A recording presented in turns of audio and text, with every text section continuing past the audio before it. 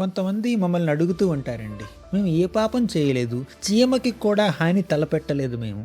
కానీ ఇంకొంతమంది ఉన్నారు, ఎన్నెన్నో పాపాలు చేశారు, కానీ వాళ్ళ దగ్గర డబ్బు ఉంది, అధికారం ఉంది, తర్వాత పలుకుబడి ఉంది, పేరు ప్రతిష్టలు ఉన్నాయి. వాళ్ళు ఎందుకు ఇంత సంతోషంగా ఉన్నారు, నేనెందుకు ఇంత బాధపడుతున్నాను, నేను మంచివాణ్ణి, వాళ్ళు చెడ్డవాళ్ళు? దానికి చిన్న సమాధానం ఏమిటో తెలుసా?